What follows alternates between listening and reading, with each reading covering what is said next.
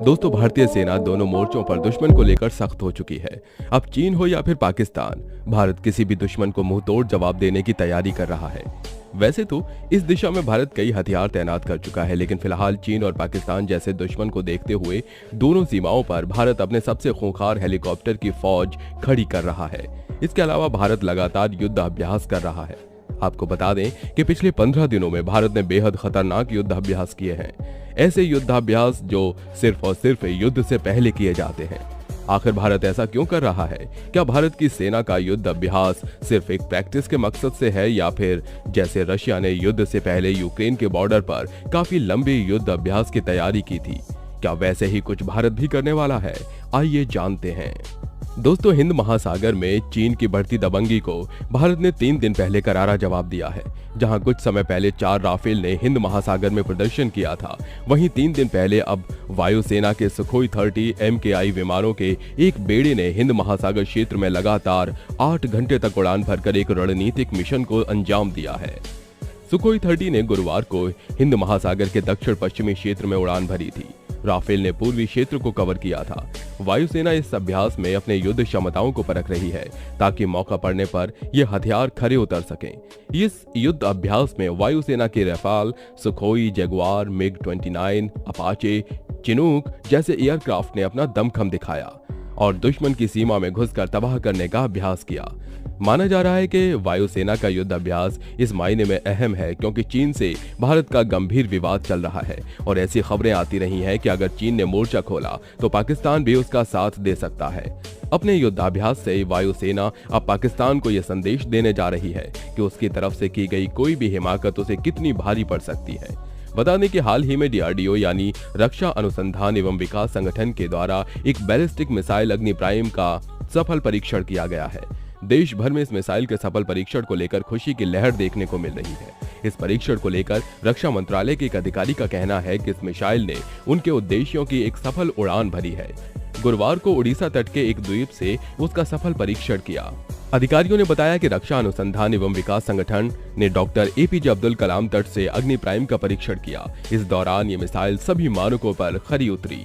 अधिकारियों के मुताबिक अग्नि प्राइम के 3 सफल परीक्षण के बाद इस मिसाइल को सशस्त्र बलों में शामिल किए जाने से पूर्व इसका पहला परीक्षण था, जिसने इसकी सटीकता और विश्वसनीयता पर मोहर लगाई। उन्होंने बताया कि अलग अलग जगहों पर क्षैतिज दूरी नापने वाले उपकरण जैसे कि रडार, टेलीमेट्री और इलेक्ट्रो ऑप्टिकल ट्रैकिंग सिस्टम सहित 2 जहाज तैनात किए गए थे, ताकि मिसाइल के पूरे सफर के आंकड़े एकत्रित किए जा सकें।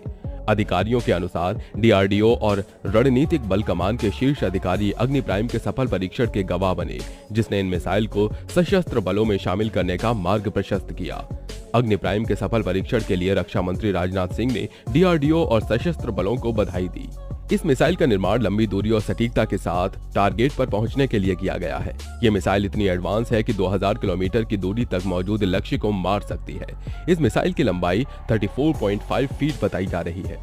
234.5 फीट लंबी इस मिसाइल पर एक या multiple independently targetable re entry vehicle warhead लगा सकते हैं, जिसकी मदद से ये एक साथ में कई ठिकानों को तबाह करने का दम रखती है।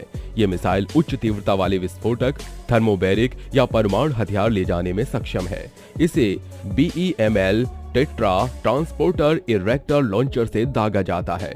इसके अलावा अग्नि प्राइम मिसाइल की एक खासियत यह भी है कि अग्नि मिसाइल का यह वर्जन पहले वाले से भी काफी हल्का बनाया गया है। ये सतह से सतह पार मार करने वाली न्यूक्लियर कैपेबल मिसाइल है। अग्नि सीरीज में यह सबसे छोटी और हल्की मिसाइल है। एक जगह से दूसरी जगह इन मिसाइलों को लाना, ले जाना और तैनात करना आसान हो जाता है। ये सेना को बड़ी फ्लेक्सिबिलिटी देता है। अग्नि प्राइम मिसाइल की एक्यूरेसी पिछली अग्नि मिसाइलों से ज्यादा है। बता दें कि इससे पहले भी कम दूरी तक मार करने वाली परमाणु सक्षम बैलिस्टिक मिसाइल MRBM अग्नि 1 से लेकर अग्नि 5 तक मिसाइलों का सफलतापूर्वक परीक्षण किया जा चुका है। बता दें कि अग्नि 1 का 1989 में परीक्षण किया गया था, फिर 2004 से इसे सेना में शामिल किया गया। इसकी रेंज 700 से 900 किलोमीटर के बीच थी। इसी तरह पिछले वर्ष अग्नि 5 मिसाइल का भी सफल परीक्षण किया गया था, जिसकी मारक क्षमता 5000 किलोमीटर थी।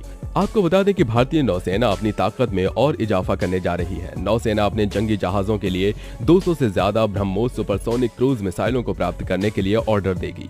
ये मिसाइलें नौसेना के मिसाइल विध्वंसक, फ्रिगेट्स, कॉर्वेट्स जैसे युद्धपोतों पर लगाई जाएंगी। इसके अलावा हो सकता है भविष्य में ब्रह्मोस मिसाइलें पनडुब्बी में भी लगाई जा सकती हैं। ब्रह्मोस मिसाइल का नौसैनिक वर्जन 200 किलोग्राम वॉरहेड ले जा सकता है। ये 4321 किलोमीटर प्रति घंटा की रफ्तार से दुश्मन की तरफ जाती हैं। उसे बचने का समय नहीं मिलता। इस मिसाइल के जरिए आप दुश्मन के जहाज, बंकर्स, अड्डों, कैंपों, टैंकों आदि पर सीधा और सटीक हमला कर सकते हैं। यह दुनिया की सबसे तेज सुपरसोनिक मिसाइल है। इसके अलावा VLSRS-AM नौसेना का सीक्रेट हथियार है। DRDO भारतीय नौसेना के सीक्रेट हथियार का कई बार सफल परीक्षण कर चुका है। यह स्वदेशी मिसाइल अपनी गति, सटीकता और मारक क्षमता के लिए जानी जाती है। इसकी गति इतनी ज्यादा है कि यह दुश्मन के रडार के पकड़ में नहीं आती। इस मिसाइल का नाम है vertical launch short range surface to air missile. इसमें स्वदेशी रेडियो फ्रीक्वेंसी सीकर लगा है जो इसकी सटीकता को बढ़ाता है। रडार को चकमा देकर आ रहे दुश्मन के विमान, ड्रोन, मिसाइल या हेलीकॉप्टर की आसानी से धज्जियां उड़ा देगा। यानी भारत को अब दुश्मन चकमा नहीं दे सकता। माना जा रहा है इस मिसाइल की तैनाती के बाद नौसेना से बराक 1 मिसाइलों को हटा दिया जाएगा। इस मिसाइल का वजन 154 किलोग्राम होता है। VLSRS-AM मिसाइल की रेंज 25 से 30 किलोमीटर है। अधिकतम 12 किलोमीटर की ऊंचाई तक जा सकती है। इसकी गति बराक 1 से 2 गुनी ज्यादा है। इसे किसी भी जंगी जहाज से दागा जा सकता है। खासियत यह है कि ये 360 डिग्री में घूमकर अपने दुश्मन को खत्म करके ही मानती है। ये कम ऊंचाई पर उड़ने वाले दुश्मन के जहाज या मिसाइल को मार गिरा सकती है। दोस्तों, अब भारत अपनी मिसाइलों से जमीन, जल, हवा और अंतरिक्ष में प्रलय ला सकता है। चीन और पाकिस्तान एक साथ भी हमले करते हैं तो भारत की तीनों सेनाओं के पास कुछ ऐसे हथियार हैं जो दोनों दुश्मन देशों की हालत पस्त कर सकते हैं। यही नहीं, भारत के हथियार उनकी अकड़ ढीली कर सकते हैं। इन हथियारों की वजह से चीन और पाकिस्तान बड़ा हमला करने की सोच भी नहीं सकते। 2 फ्रंट वॉर में चीन और पाकिस्तान की हर कुटिल चाल को नाकाम करने के लिए भारतीय मिलिट्री तैयार है। आपकी जानकारी के लिए बता दें कि दुर्गा रक्षा अनुसंधान और विकास संगठन द्वारा सेना के लिए सीक्रेट वेपन भी बना रही है, जिसकी अधिक जानकारी सार्वजनिक नहीं की गई है।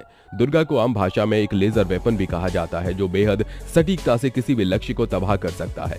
DRDO फिलहाल 100 किलोवाट और वजन में हल्के हथियार पर काम कर रहा है जो जल्द ही सेना में सेवा के लिए उपलब्ध हो जाएगा। वहीं लेजर हथियार विकसित करने में अग्रणी प्रयोगशाला laser science and technology centre पहले भी एक 25 किलोवाट लेजर वेपन डेवलप कर चुकी है। इस टेस्ट वेपन की क्षमता 5 किलोमीटर थी।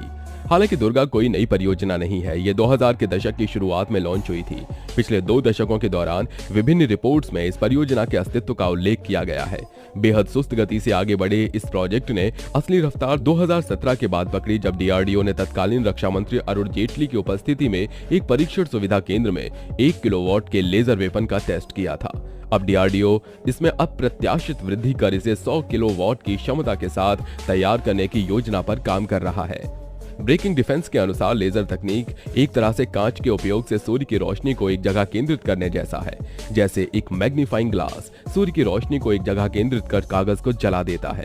कम शक्ति वाले लेजर्स को कई सेकंड्स के लिए लक्ष्य पर ध्यान केंद्रित करने की आवश्यकता हो सकती है, जबकि बड़े लेजर और शक्तिशाली लेजर वेपन बहुत जल्दी नुकसान कर सकते हैं। तुलना के लिए एक क्रूज मिसाइल में गाइडेंस सिस्टम, वॉरहेड, ईंधन और टर्बोजेट इंजन जुड़ा रहता है जो मिसाइल को लक्ष्य तक ले जाने में मदद करते हैं। लेजर वेपन इस क्रूज मिसाइल के गाइडेंस सिस्टम को क्षण भर में ही पिघला सकता है।